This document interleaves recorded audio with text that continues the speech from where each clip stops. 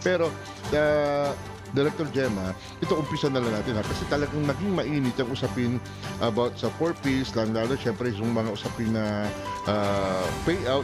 Then ang katanungan dito is kailan ba magsisimula ang payout ng 4-piece sa kanilang mga lugar at sa yung mga lugar na to? Okay. Yun po, ang ating payout based on yung kanilang November, December no, na grants. So naibigay po 'yon no ngayon lang po no, ngayong January no, saan na ba yung date? January 5, January 11 at saka January 12. So ito po yung period 5 na sinasabi namin. Ito yung mga buwan na kung saan monitor natin yung mga bata, kung sila po ay naka-enroll, sila po ay nag-aaral, o sila po ay nagre-report sa kanilang health centers at nag-a-attend ng family development sessions. Kasi ito po yung basihan kung bakit natin sila bibigyan ng kanilang grants. Yung ganito, Director, para maliwanagan yung ating mga kababayan. Diba, every other month nila natatanggap yung subsidy. 2 months. 2 months, Paano, pwede mong makikishare ho sa kanila yung payout scheme para malaman din ng mga kapatid natin media. Okay. Yung payout scheme. Kasi may mga 4-piece beneficiaries pa rin nagagalit. Bakit hindi ko buwan-buwan natatanggap ito? Ito ho kasi every other month talaga. Okay. Sina Ma'am Gemma ay naka-ATM na or kailangan pa ng actual payout. Makikikwento po sa ating mga kababayan.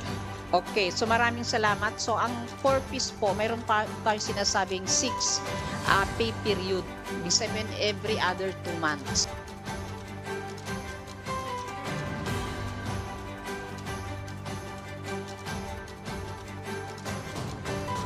So mayroon din sinasabing monitoring period. For example, ang period 1 natin ngayon is February and March. So, ibig sabihin, yung February and March, dito po minumonitor yung mga bata. No? Kung sila po ay pumapasok, sila po ay nagpo-comply sa mga conditions.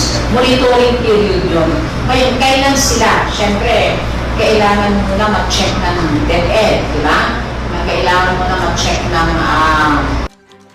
DOH kung sila ang nag-comply. So, after 2 months, ito na yung sinasabi natin yung crediting.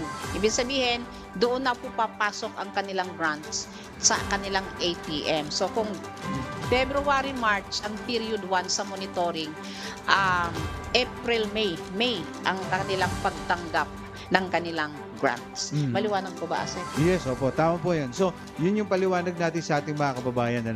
Kailangan munang ma-monitor po kayo yung inyong, di ba, tandaan natin, conditional cash grant. Yeah. That's this is the term for peace, So, napapapasok ba ng ayos yung mga bata?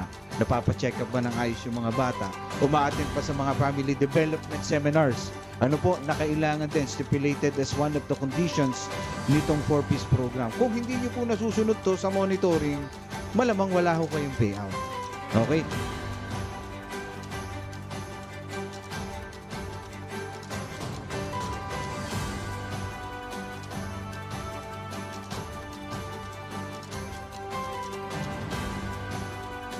At then, sama po, Ma'am Gemma, yung hindi pagsunod ng mga conditions, ito na yung maaari na kayong maging non-compliant, case management na kayo, baka matanggal ho kayo sa programa. Yun, yung liwanag natin doon sa mga kababayan natin. Teka, bakit hindi pa? Kasi going buwan-buwan. Kasi nga po, may monitoring.